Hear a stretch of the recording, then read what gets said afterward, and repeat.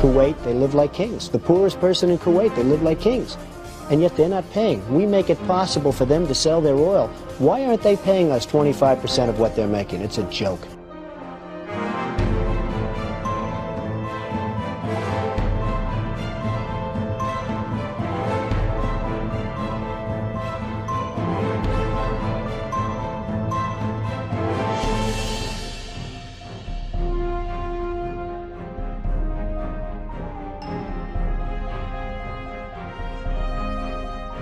Why didn't we say, we want 50% of your oil forever, or we're not letting you go back in?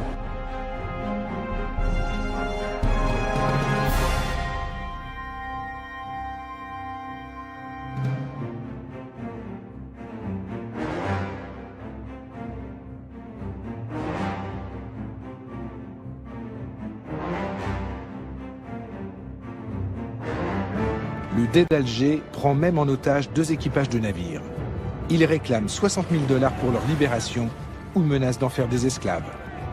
Rapporté au budget actuel des États-Unis, cette somme représenterait aujourd'hui plus de 60 milliards de dollars.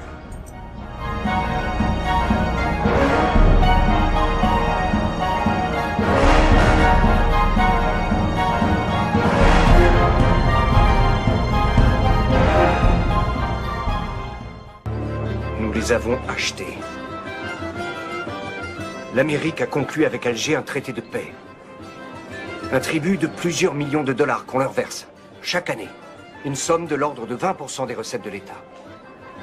Il y a longtemps qu'on aurait dû investir cet argent dans des forces de frappe militaires puissantes. C'est bien vrai, ça. 20%, rendez-vous compte. On aurait pu régner sur les De océans. nos jours, il paraîtrait invraisemblable que les États-Unis se laissent dicter ainsi leur conduite. Mais même pour la jeune République, l'humiliation est cuisante.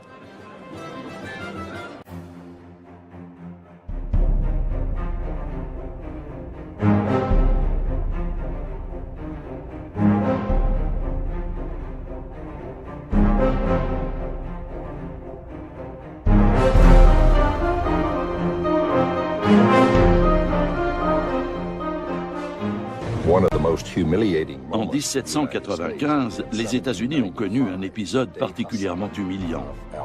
Le Dey Hassan, le régent d'Alger, a exigé que les Américains lui construisent un navire au lieu de lui verser un tribut en espèces sonnantes et trébuchantes.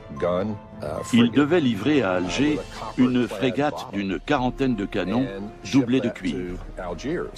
Le président George Washington a écrit qu'il en avait été extrêmement mortifié. Mais les États-Unis étaient faibles à cette époque, et le président a jugé que son pays n'avait pas d'autre choix que de s'exécuter.